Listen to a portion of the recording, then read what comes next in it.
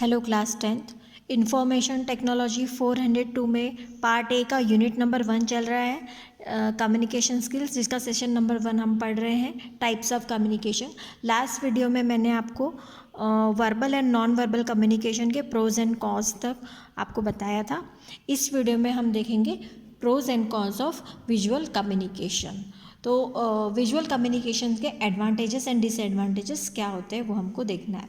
अब visual communication होता क्या है? विजुअल कम्युनिकेशन आपके जैसे कि कोई पोस्टर है या फिर आप ग्राफिक के थ्रू या चार्ट के थ्रू या मैप के थ्रू आप कोई कम्युनिकेशन करने जा रहे हो तो उसको हम विजुअल कम्युनिकेशन कहते हैं। तो communicating by the use of non verbal medium such as visual aids, posters, logos, sign boards, hoardings and so forth, ये सभी विजुअल कम्युनिकेशन के मीडियम है या विजुअल कम्युनिकेशन में इनका यूज़ करते हैं। Is refer to as a visual communication. Now start the pros of visual communication. It reinforces other form of communication, क्योंकि विजुअल कम्युनिकेशन को अदर कम्युनिकेशन के साथ में कंबाइन करके यूज़ किया जाता है। हम सिर्फ सिंगल विजुअल कम्युनिकेशन का यूज़ नहीं करते। जैसे visual aids when use with other forms of communication such as oral communication और रिटन कम्युनिकेशन। तो जैसे कि बुक में है, बुक में भी आप चार्ट के थ्रू कोई चीज़ ज़्यादा अंडरस्टैंड करते हैं, या फिर अगर ओरली कोई आप कम्युनिकेशन कर रहे हो तो उसमें भी आप चार्ट के थ्रू, मैप के थ्रू या प्रेजेंटेशन के थ्रू आप किसी चीज़ को ज़्यादा अच्छे से क्लियर कर पाते हैं। It makes the message more clear and more understandable. तो इससे क्या होता है कि आप ओरल कम्युनिकेशन या रिटन कम्युनिकेशन के साथ में विजुअल कम्युनिकेशन का इस्तेमाल करते हो, जिससे कि आपका जो मैसेज है, आप जो कन्वे करना चाहते हैं, वो बहुत ज़्यादा अच्छे से ऑडियंस को क्लियर होता है। For example when your teacher is explaining the working of digestive system of a human body. यहाँ पर एक बायोलॉजी का एक एग्जाम्पल दिया गया है कि अगर कोई डाइजेस्टिव सिस्टम आपको एक्सप्लेन करना है तो ऑब्वियसली सिर्फ ओरली बोल के आपको नहीं पढ़ाया जा सकता। डाइजेस्टिव सिस्टम का अगर डायग्राम ड्रॉ करके अगर उस चीज़ को एक्सप्लेन किया जाए तो वो ज़्यादा अच्छे से क्लियर होता है, ज़्यादा अच्छे से आपको समझ में आता है। और चार्ट और animation explaining it makes it more clear. तो हर जगह जहाँ पे रिक्वायर्ड है, जहाँ पे ग्राफिक रिक्वायर्ड है, जहाँ पे डायग्राम रिक्वायर्ड है, जहाँ पे चार्ट रिक्वायर्ड है, तो वहाँ पर चीज़ें ज़्यादा अच्छे से क्लियर होती है बजाय ओरल पढ़ाने के। So also if magazine is talking about atrocities in some part of the world and show pictures illustrating it makes articles more impactful। तो हर चीज़ जो है इफ़ेक्टिव बनाने के लिए, जो है किसी भी चीज़ को इफ़ेक्टिव बनाने के लिए अगर विजुअल एड्स या विजुअल कम्युनिकेशन का हम इस्तेमाल करते हैं तो ये चीज़ कोई भी कम्युनिकेशन ज़्यादा इफ़ेक्टिव हो जाता है। After that it can explain things in a way which are not possible through the words. Exactly क्योंकि अगर अगर कोई किसी चीज़ को हम 1000 वर्ड्स में भी अगर समझा के बताएं तो उतना अच्छे से क्लियर नहीं होगा जितना एक डायग्राम से या सिर्फ एक चार्ट से या एक मैप से आपको ज़्यादा क्लियर होता है ना। तो बोला भी गया है कि a picture is a worth of 1000 word. अब एक पिक्चर जो होती है 1000 वर्ड्स के बराबर होती है, या 1000 वर्ड से ज़्यादा बेहतर एक पिक्चर होती है। Make it clears. Sometimes a concept of message is better conveyed through the pictures than word। Word के बजाय पिक्चर ज़्यादा अच्छे से मैसेज कन्वे कर पाती है। For example a manager wants to know the year in the last decade, a company made the biggest profit then the graph like the one showed below is more fruitful than the lengthy text report. आप देख रहे हैं इस diagram में या chart में कि आपको सेल्स आपको नज़र आ रही है। तो सेल्स अगर मैं इस साल में इतनी सेल हुई, इस साल में इतनी सेल हुई, या 2020 की सेल इतनी है, 2021 की सेल इतनी है, ऐसा ओरली बोलने की बजाय अगर आपको एक चार्ट के थ्रू दिखाया जाए तो आप ज़्यादा अच्छे से इस डाटा को एनालाइज कर सकते हैं। आपको ज़्यादा अच्छे से चीज़ें क्लियर हो रही है। After that it clears the barriers of qualification और लैंग्वेज। तो यहाँ पे जो है कोई लैंग्वेज बैरियर्स नहीं होता है। आप चाहे अभी इस डायग्राम के थ्रू आपको जो है यहाँ पे कोई लैंग्वेज बैरियर्स नहीं हो रही है। आपको आसानी से, क्योंकि चीज़ आपके सामने पिक्टोरिकल है तो आपको ज़्यादा अच्छे से क्लियर हो रही है। Visual communication can successful convey the intended message to all without any prerequisite the knowing of a specific language or a subject. तो हमको कोई स्पेसिफिक लैंग्वेज या सब्जेक्ट हमको पता ही हो ज़रूरी नहीं है, हम विजुअल एड्स के थ्रू हम उसको अच्छे से इलिस्ट्रेट कर पाते हैं। Visual illustration, pictures and so on easily connect with the audience and delivery message is अंडरविथ। इस तरीके से आप जो है विजुअल एड्स का यूज़ करके या विजुअल कम्युनिकेशन का यूज़ करके कम्युनिकेशन बहुत ज़्यादा इफेक्टिव आप बना सकते हो।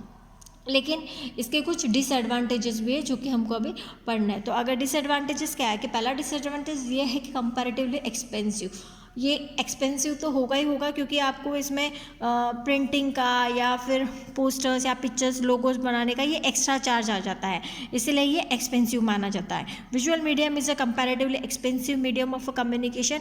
It has some cost involve for producing the visual medium such as pamphlet बनाने, पोस्टर बनाने, पिक्चर बनाने, लोगोज बनाने, तो इन सभी में खर्चा आता है, इसलिए इसको कॉस्टली बोला जाता है, एक्सपेंसिव बोला जाता है।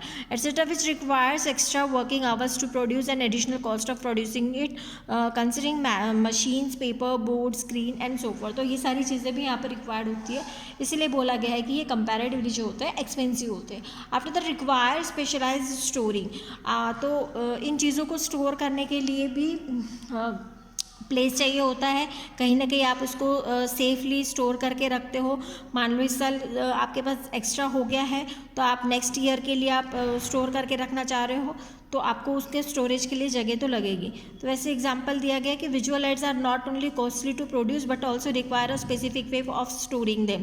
तो सिर्फ प्रोड्यूस करने में ज़्यादा कॉस्टली नहीं है बल्कि इनको आपको स्टोर भी करके रखना है, तो उसके लिए भी आपको स्पेस लगता है। Also there is some cost associated with storage of a visual aids and company carriers out of a charity campaigns every year.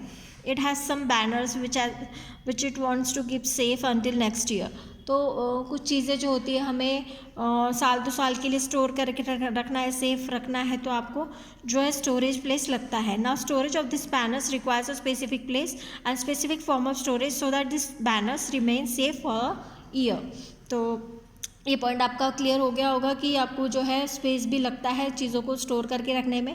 After that time consuming, तो टाइम कंज्यूमिंग तो है क्योंकि किसी चीज़ को आपको प्रिंट करना है, किसी पोस्टर तैयार करना है, पैम्पलेट तैयार करने हैं, तो टाइम कंज्यूमिंग प्रोसेस तो है ही है। Preparation of visual aids consumes times while it is instant to save words.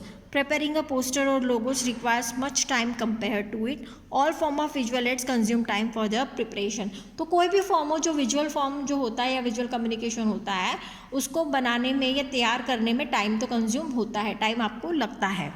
After that not a complete form of communication. Exactly ये कंप्लीट फॉर्म ऑफ कम्युनिकेशन नहीं है, सिर्फ आपको पैम्पलेट या पोस्टर से उतना काम नहीं चलता है, आपको इसमें और भी कम्युनिकेशन के जो फॉर्म है उनको यूज़ करना पड़ता है। Visual aids enhance communication but they are not a full form of communication. ये कंप्लीट फॉर्म नहीं माना जाता है। This required some other form of communication to precisely deliver the message. That means you need to take a help of oral communication or a written communication in the visual communication. So visual communication not used in only single visual communication, you have to use the other type of communication like oral and written.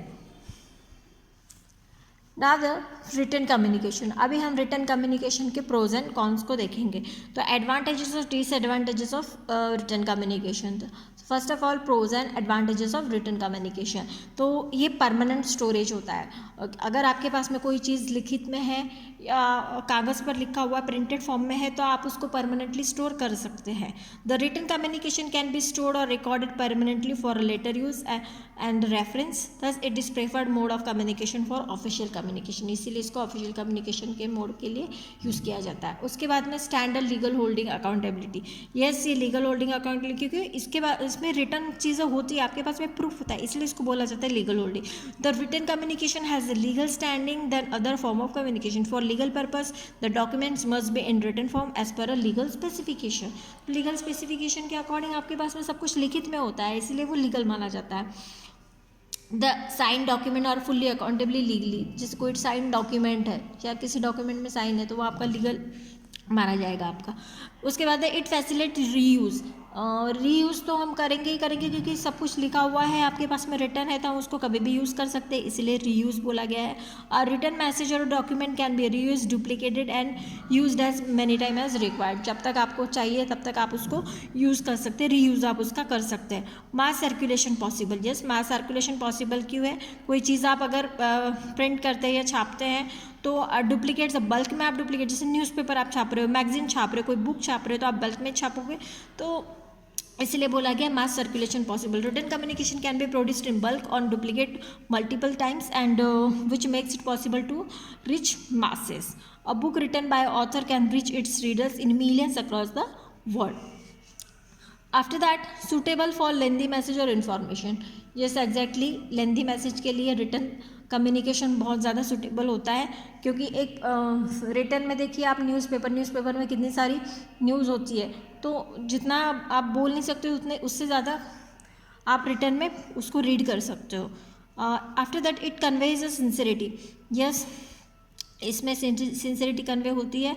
Idol होता है ये written documents as seen as the representation of company's ideology. Written pamphlets, posters etc. have built in the image of a company in positive and hence add to goodwill of the company.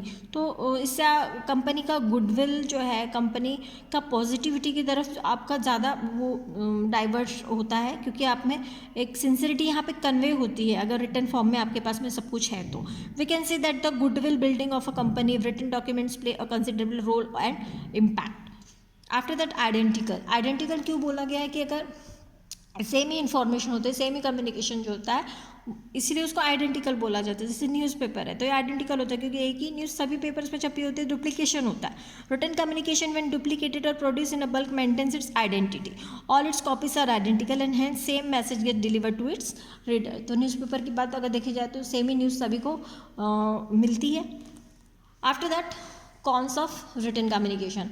अब written communication के cons क्या है? Costly तो है ही है, क्योंकि इसमें प्रिंटिंग का खर्चा आ जाता है, पेपर लगता है, इंक लगता है और अदर इलेक्ट्रॉनिक डिवाइस लगते हैं, जैसे कि आप स्मार्टफोन है, लैपटॉप है, नेटवर्क है. Writing requires person hours and also has other cost involve such as pen, paper or electronic media like smartphone, laptop, network and so forth. All this things carry some cost and hence written communication is costly affair. After that time consuming. तो time consuming तो होगा ही होगा, क्योंकि instant आप communicate नहीं कर सकते. इसमें पहले तैयार होगा, उसके बाद ही इसके थ्रू आप कम्युनिकेट करेंगे. जैसे बुक आपको तैयार करनी है, बुक आपको प्रिंटिंग करनी है, तो इसमें टाइम तो जाएगा. तो writing takes time. It is not an instant form of communication unlike oral communication. Oral communication आपका इंस्टेंट होता है, इसमें कोई टाइम कंज्यूमिंग नहीं होता. After that a barrier of qualification और लैंग्वेज. अब यहाँ पे बैरियर्स तो माना जाएगा. Yes, exactly. बैरियर्स क्यों माना गया लैंग्वेज को? क्योंकि अगर कोई न्यूज़पेपर है, हिंदी में है आप पढ़ लोगे, इंग्लिश में आप पढ़ लोगे, कोई अदर लैंग्वेज में है जो आप नहीं जानते, तो वो बैरियर्स तो होगा ना, इसलिए ये इसका डिसएडवांटेज है. Written communication requires that the reader knows to read the document in the language it is written in to. The reader is illiterate and does not know the language of the document, the message will not get delivered. अगर message ही नहीं पढ़ पाएगा तो क्या समझ में आएगा उसमें. After that cost on storage. अब स्टोरेज के लिए तो कॉस्ट लगता है, जैसे कि रिटन पेपर है, रिटन डॉक्यूमेंट, इन डॉक्यूमेंट को स्टोर करने के लिए प्लेस लगेगा, जगह लगेगी. या फिर कोई इलेक्ट्रॉनिक मैसेज है आपका, तो इलेक्ट्रॉनिक फॉर्म जैसे हार्ड डिस्क है, फ्लैश ड्राइव है, तो उसके वहाँ पे भी आपको स्टोर करने के लिए जगह लगती है. तो written document requires a specific form of storage which has some cost associated with it. And if being stored on paper, then the paper cost, binding costs, cabinet cost are ये सभी involve होंगी. For storing of in electronic form it requires specific storage device such as hard disk, flash drive, internet cloud etcetera which have their cost. तो इनमें आपका cost तो जाएगा.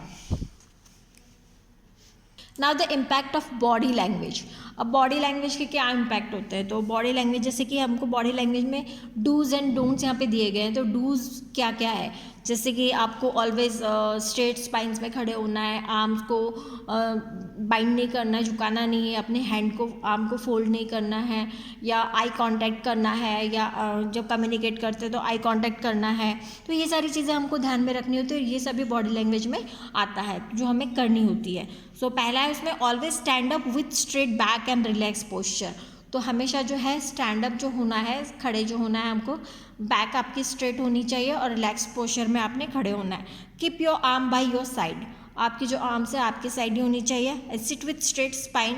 आप बैठोगे भी तो झुक के नहीं बैठना है, तो आप स्ट्रेट स्पाइन से बैठना है. The smile as you enter into a room. जैसे आप रूम में एंट्री करते तो स्माइली फेस आपका होना चाहिए. Greet others with a smile. तो जब भी आप ग्रीट करोगे तो स्माइल के साथ में ग्रीट करना है. Offer a firm but gentle handshake. तो हैंडशेक भी करना है लेकिन जेंटल हैंडशेक करना है. Make eye contact while speaking to someone. जिससे भी आप बात कर रहे हो आई कॉन्टैक्ट से करो. बिना विदाउट आई कॉन्टैक्ट, अगर आप किसी से बात करते हो मतलब कि आप कॉन्फिडेंट नहीं हो. And make eye contact about 2 to 3 seconds with a person and with the next person in audience while speaking publicly. जब आप पब्लिक प्लेस में हो, ऑडियंस बहुत सारी ऑडियंस आपके सामने है, तो एटलीस्ट 2 to 3 सेकेंड आपका आई कॉन्टैक्ट होना चाहिए. After that actively and attentively listen to the speaker in a conversation. तो कन्वर्सेशन में जो है आपने अच्छे से सुनना है, एक्टिवली और अटेंटिवली. उसके बाद में note when engage in conversation as listener. तो आपने नोट कर देना है अगर जो कन्वर्सेशन हो रहा है अगर कोई एंगेज है उसमें तो आपने नोट करना है. Keep your shoulders relax down, relax करना है अपने शोल्डर्स को. And put even weight on both feet and stand solid, मतलब दोनों पैरों पे प्रॉपर वजन दे के आपको स्टैंड होना है, सॉलिड स्टैंड होना है. After that don'ts of a body language, मतलब बॉडी लैंग्वेज में ये चीज़ें नहीं करनी चाहिए. जैसे do not fidget, do not lean on wall on your friends or object, or don't fake your smile, and do not drop your shoulders, and don't fold your arms over your chest. ये सारी चीज़ें आपको नहीं करनी है. don't lean forward and backward while sitting, and don't look always while in conversation. don't keep your hands in your pocket while talking. ये सारी चीज़ें आपको माइंड में रखनी है कि जब भी आप आपका जो बॉडी लैंग्वेज है, बॉडी लैंग्वेज में ये सारी चीज़ें नहीं होनी चाहिए, इसलिए डोंट्स बोला गया है.